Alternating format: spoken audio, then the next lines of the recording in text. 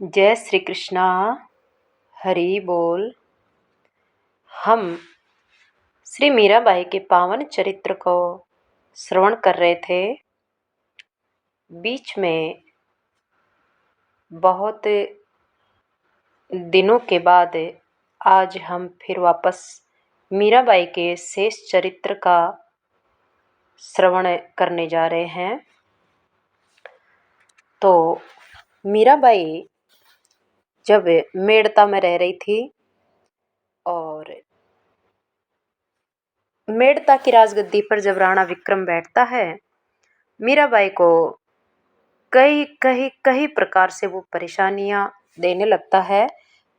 तो मीराबाई पत्र लिख कर के तुलसीदास जी से इजाज़त लेती है। तुलसीदास जी का संदेश पाने के बाद फिर मीरा चित्तौड़ को छोड़ करके अपने पीहर चली जाती है।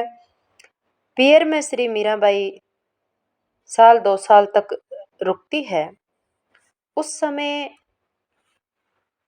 चारों तरफ से मुगलों के आक्रमण चल रहे थे, तो मीराबाई के पीहर पर भी वहाँ चारों तरफ से शत्रुओं का आक्रमण होने लगा, जिससे सब कुछ वहाँ बिखर गया और मीराबाई अपनी दोनों दासियों के साथ पीहर को छोड़ करके पुष्कर जाने का निर्णय लेती है।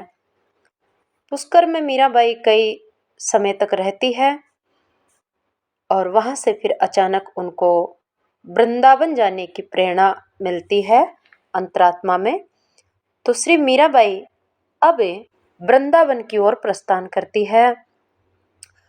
जब मीरा वृंदावन जा रही है तो उनके साथ उनकी चंपा चमेली दोनों दासी, जो बचपन की दासियां हैं और सखियां भी है, और दोनों दासियां मीराबाई को पूर्ण समर्पित है। वो मीराबाई को अपनी स्वामिनी मान करके सेवा करती है बड़े हृदय से। दोनों दासियां का विवाह हो चुका था, एक के संतान नहीं हुई थी और एक के एक लड़का हुआ।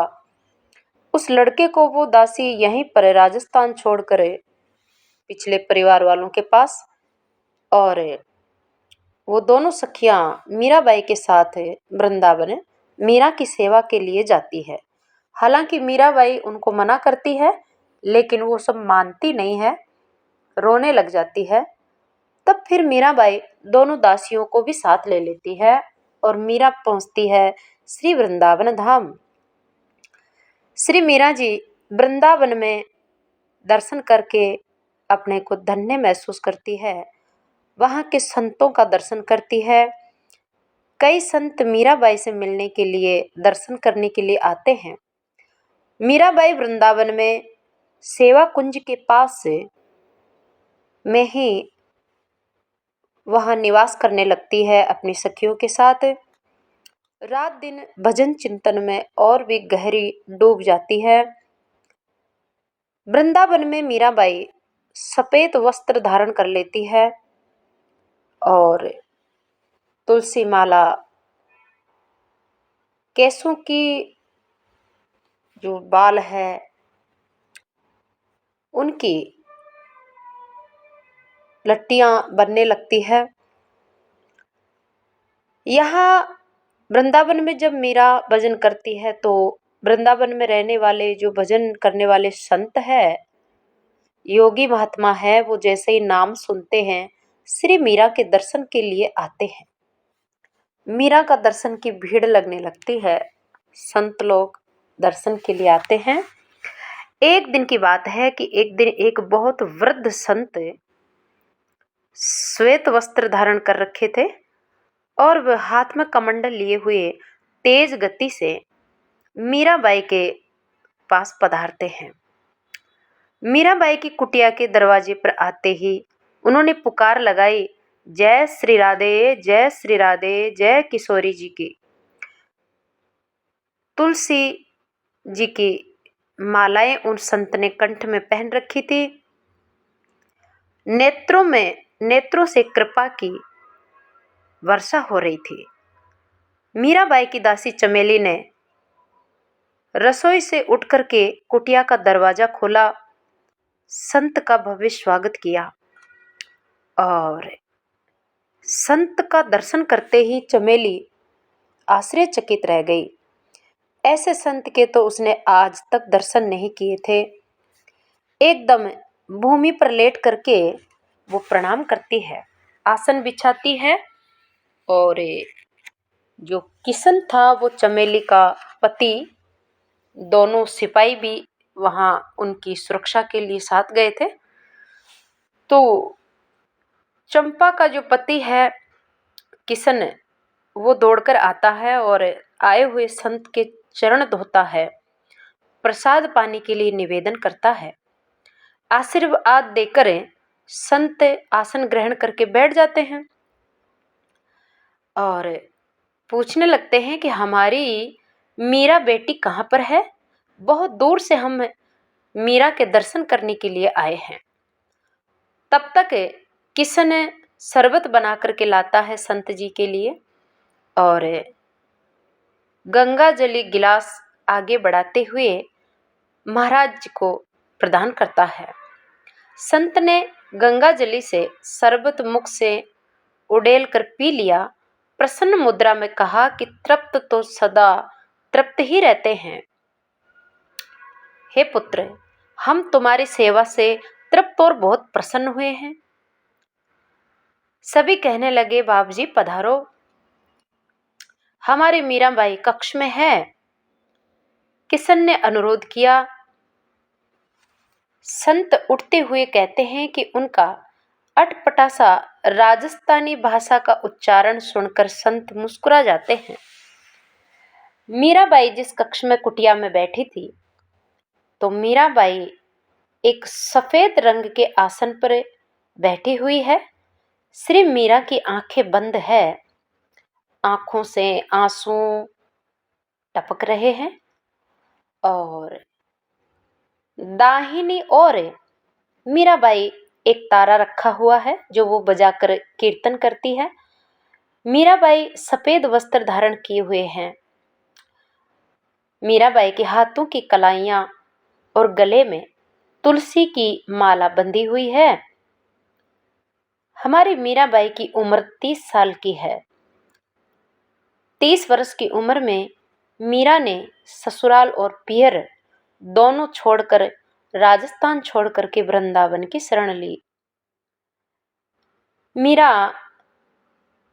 को देख रहे हैं संत, दर्शन कर रहे हैं। दिल्ली की मीराबाई के शरीर एकदम कोमल और बहुत ही सुंदर है। वे ऐसे लग रही है जैसे कि अभी वह 20 वर्ष की हो। ऐसे नहीं लगती कि मीरा की उम्र 30 साल की हो गई है। उनका ललाट, मीराबाई के ललाट पर सफेद रंग के चंदन की बिंदी लगी है। मीरा के बाल काले घुंघराले, बड़े बड़े केस, उनकी वेणी बंधी हुई है।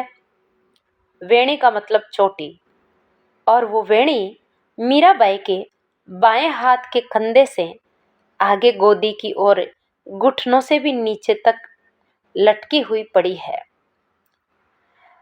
मीरा की वेणी नीचे से थोड़ी खुली हुई है और मीरा ऐसी अवस्था में अपनी कुटिया में सफेद रंग के आसन पर बैठी बैठी प्रभु का ध्यान कर रही है। बंद आंखों से झरझर आंसू झर रहे हैं कृष्ण प्रेम के, किंतु होठों पर हल्की सी मुस्कान की कली खिली हुई है। मीराबाई ऐसी समाधि की अवस्था में बैठी है, उनको बाहर से कौन देख रहा है, बाहर क्या हो रहा है, बाह्य ज्ञान से शून्य है मीरा। ऐसी स्थिति में बैठी हुई मीरा का दर्शन कर रहे हैं आए हुए वृद्ध महात्मा। कक्ष में जाजम बिछी है, एक और कोने में चौकोर गद्दियां की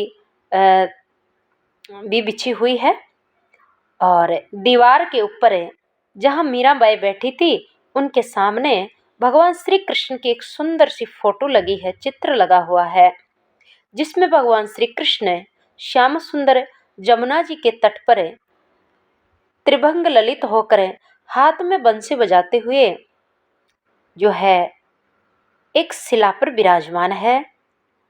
वह संत मीरा का दर्शन करते हुए भगवान श्री कृष्ण के उस चित्र की तरफ देख करके मुस्कुरा देते हैं। सामने की दीवार से लगी चौकी पर सुंदर मखमल का नीला आस्तरण बिछा हुआ है। उसी चौकी पर गिरधर गोपाल भगवान का सिंहासन रखा है। विविध पूजा उपकरण पास में रखे हुए हैं। ठाकुर जी की पूजा के सामान, धूप दीप अभी प्रज्वलित है।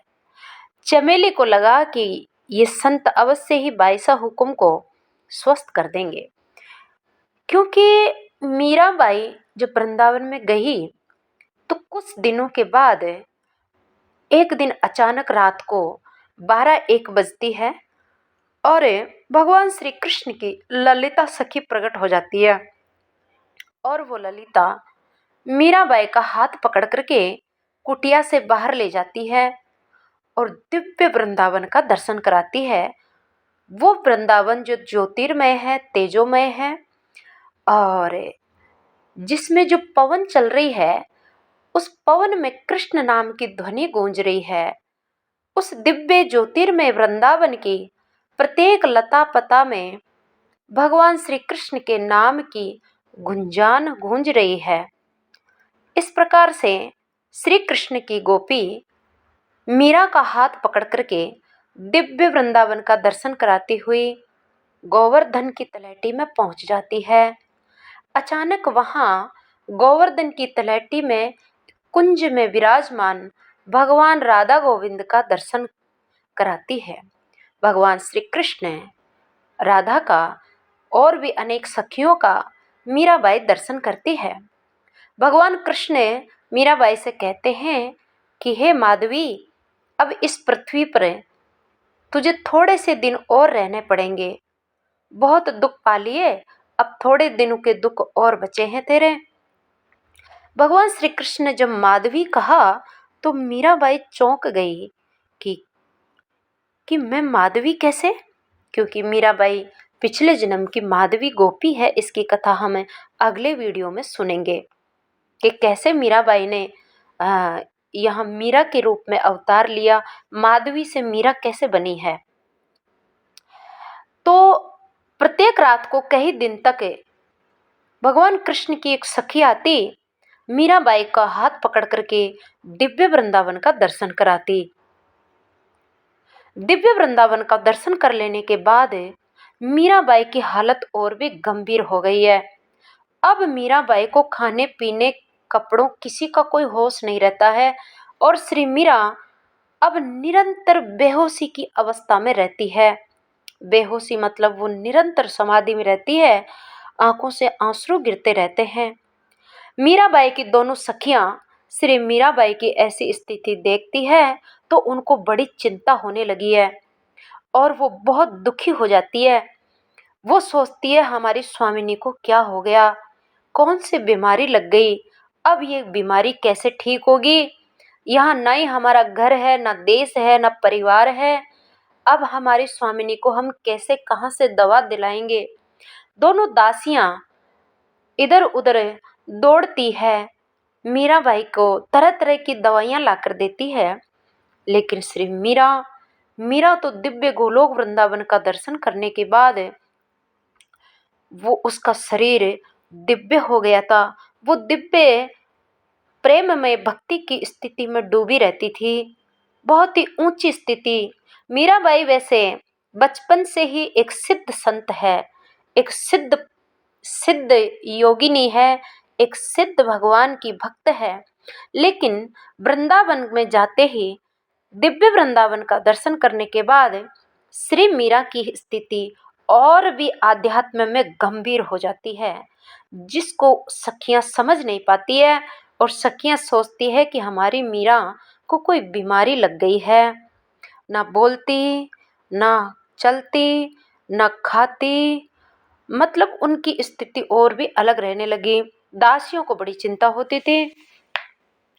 तो इस प्रकार से यहाँ दास जब आज ये वृद्ध संत आए तो बूढ़े संत को देख कर के दोनों सखियों को थोड़ा आश्वासन मिलता है और ये सखियां सोचती है कि लगता है ये संत महाराज हमारी स्वामिनी मीरा को ठीक कर देंगे, इनका स्वास्थ्य अच्छा हो जाएगा इनकी कृपा से, ऐसा कुछ करेंगे महाराज, कुछ दवाई देंगे। दोनों के दोनों मीराबाई की सखियां आए हुए वृद्ध महात्मा से हाथ जोड़ करके प्रार्थना करती है, महाराज आपके चरण पड़ूं, आपके पांव पड़ूं, आपसे मैं भीख मांगू। मीराबाई की दासियां उस संत से झोली फैला करके भीख मांगती है कि हमारी स्वामिनी को पता नहीं क्या हो गया है, कृपया आप हमारी स्वामिनी को तैयार कर दीजिए। बाप जी हमारी स्वामिनी को ठीक कर दीजिए, उनको कौन सी बीमारी लगी है, हमारे स्वामिनी को स्वस्थ कर दीजिए महाराज। ऐसा कहकर के दासियां रोने लगती है, इसके बिना हम जीवित नहीं रह पाएंगे महाराज, कृपा करे हमें जीवन दान दीजिए। ऐसा कहते कहते मीरा की दासियां रोने लगती है। संत महाराज हंस करके उनके सिर पर हाथ रखते हैं और कहते बेटा चिंता मत करो, ये तो एक पति ही ऐसा ऐसा है, अपनी शुद्ध नहीं रहती है। संत महाराज कहते हैं बेटा ये भक्ति का मार्ग ऐसा है, ये प्रभु प्रेम का मार्ग ही ऐसा है कि यहाँ जीव को अपनी सुध बुध नहीं रहती, औरों की कहाँ चले, यहाँ अभी चेतन हुई जाती है, तुम धन्य हो जाओ, अभी अभी ये चेतन हो जाएगी। क्योंकि मीराबाई समाधि में थी, होश में नहीं थी। तो दासियां सोचती थी कि इनको कोई बीमारी लग गई है, तो महात्मा कहते हैं कि ये अभी ठीक हो जाएगी। संत महाराज मीरा की दासियों से कहते हैं कि तुम महान भाग्यशाली हो कि तुमको जीवन में ऐसे ऐसे संत की, ऐसी योगिनी, ऐसे गुरु की सेवा करने का सुंदर अवसर मिला है। भगत की सेवा भगवान भी स्वीकार करते हैं। उन्होंने आगे बढ़ करके मीरा के मस्तक पर हाथ रखकर और नेत्र बंद कर लिए। 2 क्षण बाद मीरा की पलकें हिली। जैसे ही संत महाराज ने मीराबाई के सिर पर हाथ रखा और थोड़ी देर बाद में धीरे धीरे मीराबाई की आंखें खुल जाती है। देखा सामने दोनों दासियां और सेवक के आंखों में खुशी के प्रेम के आंसू भर के खड़े हैं। मीराबाई की आंखें खुलते ही मीराबाई की दोनों दासियां आंखों में आंसू भर के हर्षित होकर के मीराबाई के चरणों में अपना माथा टेक देती है और मीराबाई उनको आशीर्वाद देती है। इस प्रकार से सिर रखे हाथ का अनुमान करके मीराबाई के सिर पर संत ने हाथ रखा था। मीराबाई उनकी तरफ देखती है।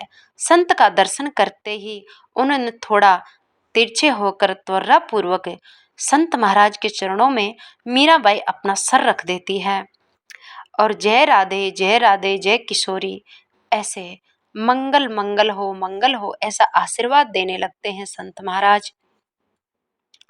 मीरा उठकर खड़ी हो जाती है। बहुत समय तक बैठे रहने के कारण खड़े होते समय उनके पैर लड़खड़ा जाते हैं। मीरा की दासी केसरबाई एकदम से सहारा दिया। चमेली दासी ने शीघ्रतापूर्वक दूसरी गद्दी भीतर से लाकर बिछा दी और कहा विराजो भगवान। मीराबाई हाथ जोड़कर निवेदन करती है। महात्मा को बिठाने के लिए महाराज बैठ जाते हैं। उन्होंने साभिप्राय चमेली की ओर देखा। उसकी दृष्टि का अर्थ समझकर उसने कहा, मीराबाई कहती है कि तुम भोग तैयार करो, थाल लेकर आओ रसोई से। दासी भोग का थाल लेने के लिए चली जाती है और मीराबाई थाल में तुलसी पत्र डालकर अर्पित करती है, ठाकुर जी को भोग लगाती है। मीराबाई एक तारा उठाकर गाने लगती है। मीरा दासी अर्ज करे हैं, मारा दीन दयाल, 56 भोग 36 व्यंजन, पाओ जन प्रतिपाल। राज भोग आरोगो गिरधर, सन्मुख राखा थाल। मीरा दासी शरणे आई, की जो बेग निहाल। भोग लगाकर श्री मीरा ने संत को जिमाया, विश्राम के लिए आग्रह किया। संत महाराज कहते, नहीं नहीं बेटी नहीं, हम तो हम रमते जोगी हैं, हम विश्राम नहीं करते, हम आगे जाएंगे।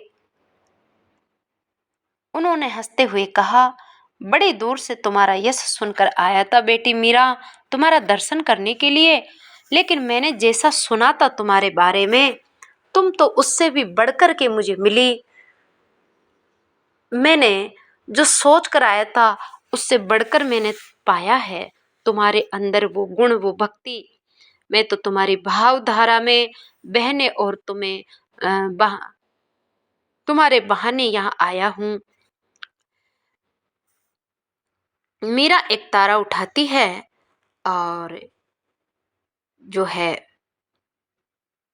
मीराबाई कहती है, आप प्रसाद पाइए। संत महाराज कहते हैं, अच्छा ठीक है प्रभु, आप भी कृपा करके प्रसाद आरोगो। मीराबाई ने प्रार्थना की,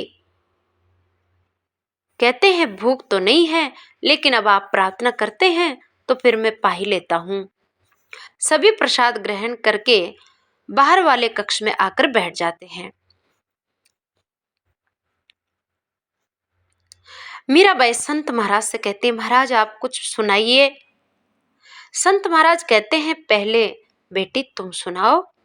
सुनने की आशा लेकर के तो मैं तुम्हारे पास दौड़ा चला आया हूँ। मीरा एक तारा उठा करके और आलाप करने लगती है और गाने लगती है।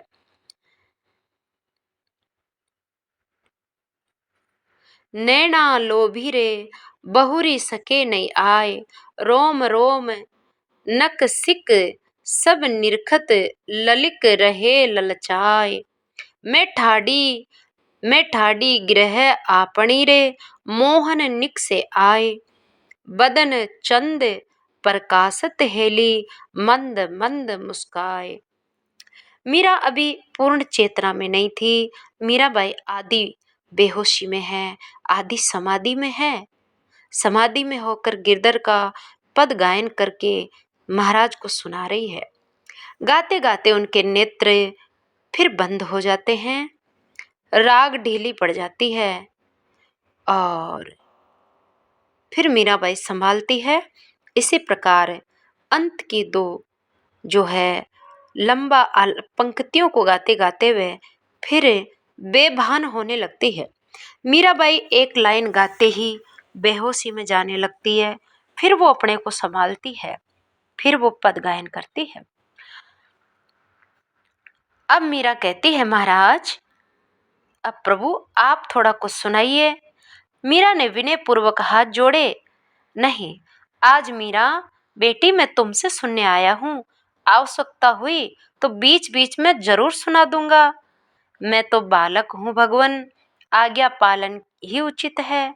संत महाराज मीराबाई को फिर कहते हैं, मीरा बेटी मैं आज तुम्हारा ही भजन सुनने आया हूँ, और सुनाओ, बहुत आनंद आ रहा है। मीराबाई फिर सुनाने लगती है, श्याम मन चाकर राखो जी, श्याम मने चाकर राखो जी, गिरधारी लाल मन चाकर राखो जी, चाकर रहस्यूं बाग लगास्यूं, नित उठ दर्शन पास्यूं, वृंदावन की कुंज गलिन में गोपींद्रा गुण गास्यूं, गोविंदरा गुण गास्यूं, श्याम मने चाकर राखो जी। चाकरी में दर्शन पास्यूं, सुमिरन पास्यूं खर्ची। भाव भगति जागीरी पास्यूं, तीनों ही बातां सासी। श्याम मने चाकर राखो जी, मोर मुकुट पीतांबर सोहे, गले बेजंती माला।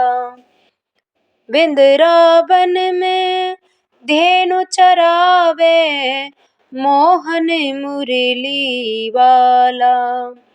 श्याम मने चाकर राखो जी, हरि हरि नव कुंज लगास्यूं, बीच बीच राखूं बारी। सांवरियारो दर्शन पास्यूं, पैर कुसुमल सारी। सांवरिया मने चाकर राखो जी। जोगी आया जोग करण को, तप करने सन्यासी। हरि भजन को साधु आया, बिंद्रावन राबासी। श्याम मने चाकर राखो जी, आधी रात प्रभु दर्शन दीना, जन्मा जी रे तीरा। जमुना जी रे तीरा। मीरा रे प्रभु गिरधर नागर, हिवड़ो घणो अधीरा। श्याम मने चाकर राखो जी। इतना गाते गाते मीराबाई के हाथ से एक तारा छूटने लगता है। उनकी आंखें बंद होने लगती है, आंखों से अश्रुधार बहने लगती है। मीराबाई फिर गहरी समाधि में जाने लगती है। संत महाराज कहते, जय हो बेटी जय हो, गाओ बेटी गाओ। मीरा फिर गाती है, चाकरी में दर्शन पास्यूं, सुमिरन पास्यूं खर्ची। भाव भगति जागीरी पास्यूं, तीनों ही बातां साची। तीनों बातां सरसी, तीनों बातां सरसी। ऐसा गाते ही संत महाराज कहते हैं, धन्य धन्य धन्य हो मीरा धन्य हो। आज मैं वृंदावन की प्रेममयी दिव्य धारा और तुम्हारी जैसी श्री कृष्ण की प्रेम दीवानी मीरा का दर्शन पाकर मैं सचमुच धन्य हो गया हूँ। ऐसो क्यों फरमाते हो महाराज? मीराबाई कहती, महाराज ऐसा मत कहो, मैं इतनी बड़ी भक्त नहीं हूँ जो आप मेरी प्रशंसा कर रहे हो। प्रेम भक्ति में क्या जानूं, मुझे तो अपने गिरधर गोपाल अच्छे लगते हैं। बस उनकी बात करने वाला अच्छा लगता है, उनकी चर्चा अच्छी लगती है, उनसे संबंधित सभी कुछ अच्छा लगता है। बस और क्या, केवल अच्छा लगना प्रेम होता है। प्रेमी तो आप है भगवान, न जाने कहां से इस अनअधिकारिणी को दर्शन देने के लिए यहाँ तक पधारे हो। आप हो दया के सागर, तो आप हो प्रेम के सागर महाराज, जो मुझे दर्शन देने के लिए यहाँ तक पधारे हो। संत का आलाप कंठ की गहराई और राग की शुद्धता ने मीरा को चकित कर दिया। उसने पुनः प्रार्थना की, अब इन श्रवणों को पथ मिले। संत महाराज कहते, मीरा और गाओ बेटी और गाओ, क्योंकि संत महाराज मीराबाई के उस कृष्ण प्रेम के समुद्र में डूबे जा रहे थे। उनका मन ही नहीं भर रहा था, इसलिए वो फिर कह रहे, मीरा गाओ। नहीं महाराज, हरि गुण गाने से कौन थकता है। संत महाराज कहते, बेटी थक गई क्या? मीरा कहती, नहीं नहीं प्रभु, हरि के गुण गाने से कोई थकता है भला? थकान, हरि गुण गाने से थकान उतरती है, चढ़ती नहीं है। फिर संत के दर्शन और सत्संग में तो मेरे प्राण बसते हैं। यदि कुपात्र न समझी गई हो तो आपके परिचय की उत्कंठा उठी है। मीराबाई संत महाराज से कहती है, प्रभु आपको अगर उचित लगे तो आप मुझे अपना परिचय दीजिए। संत महाराज कहते, बेटी साधु का क्या परिचय पुत्री। ऐसा कहकर वे हंस देते हैं।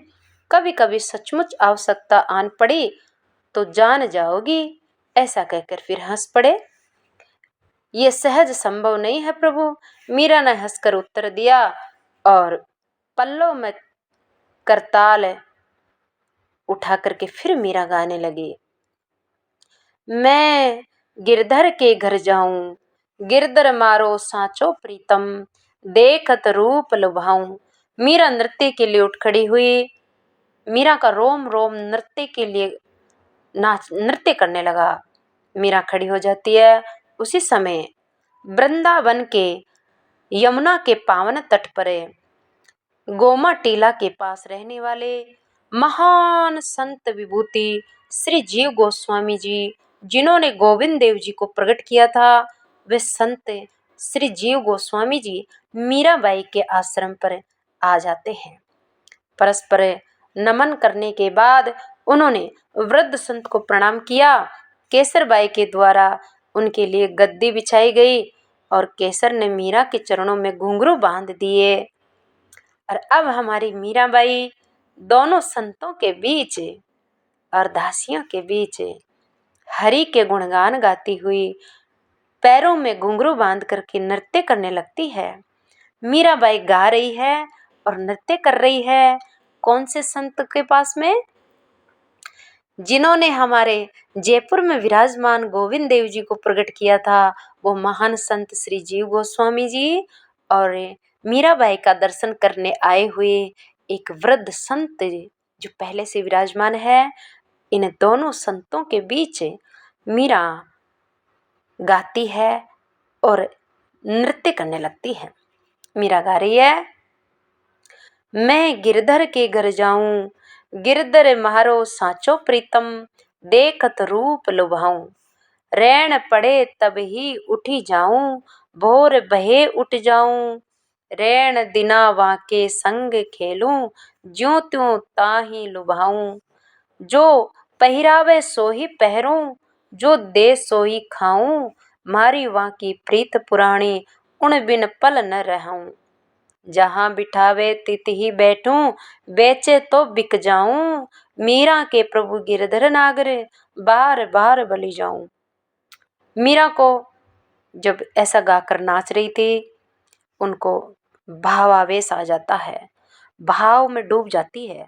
संत और रूप गोस्वामी जी मीराबाई का भाव भरा, कृष्ण प्रेम भरा ये नृत्य देखकर और ये गायन देख करके विवल हो जाते हैं और बिना रुके नाचते हुए मीरा ने दूसरा पद फिर गाया।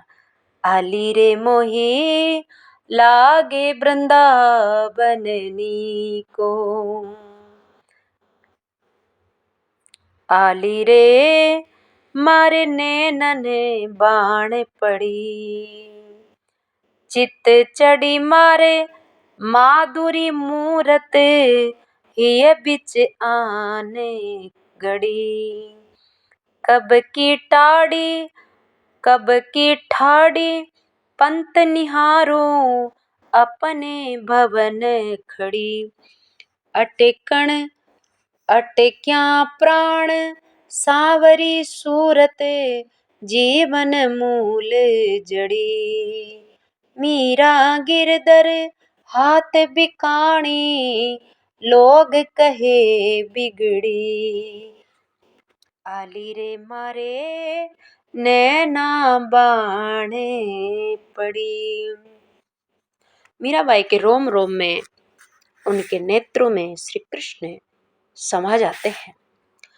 इस प्रकार राग तिलक कामोद की वर्षा में सब लोग भीग जाते हैं। पद गायन के बीच में ही वृद्ध संत ललक करके चमेली के हाथ से ढोलक ले लेते हैं और श्री जीव गोस्वामी पाद ने केसर के मंजीरे हाथ में ले लिए। दोनों ही उमंग के साथ भाव में भरकर दोनों संत एक संत मंजीरा बजाने लगा, एक ढोलक बजाने लगा और हमारी मीरा नृत्य करने लगी। कभी कभी महात्मा जी बीच में लंबा आलाप लेते हैं। दोनों संत भी मीरा के साथ गाने लगे हैं और सम परे लाकर छोड़ ही सब झूम जाते हैं। मीरा भाव के अनुसार मंद मध्यम तीव्र नृत्य कर रही थी।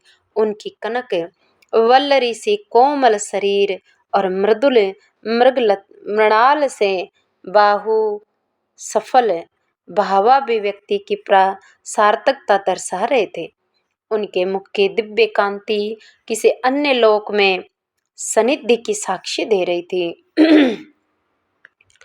नेत्रों की वर्षा कभी थमती तो कभी तीव्र हो जाती थी। मीरा नाच रही है, गा रही है, आंखें बंद है, पर मीरा के नेत्रों से कृष्ण प्रेम की अश्रुधार रुक नहीं रही है। कभी वे सुंदर नयन समर्पण के भावाधिक्य में मीरा के नेत्र बंद हो जाते हैं, तो कभी थोड़े से नेत्र ठाकुर जी को सामने दर्शन करके प्रफुल्लित होकर थोड़े खुल जाते हैं। पलकों को झपकाना कभी कभी भूल जाती है। दिन मणि ढल गए तो मीरा ने करताल रखकर संतों को प्रणाम किया। फिर दोनों संत जो है मीरा को दर्शन करके धन्य हो जाते हैं और अपने अपने स्थान पर चले जाते हैं। मीरा फिर समाधि में चली जाती है। तो इस प्रकार से हमारी मीराबाई दिव्य वृंदावन धाम में निवास करती है। मीराबाई भगवान श्री कृष्ण के अवतार के समय माधवी नाम की गोपी थी और वो माधवी किस प्रकार से कलयुग में मीरा बनकर आई है, इसकी कथा हम अगले वीडियो में श्रवणपान करेंगे। जय जय श्री कृष्ण, जय श्री मीराबाई की, हरि बोल।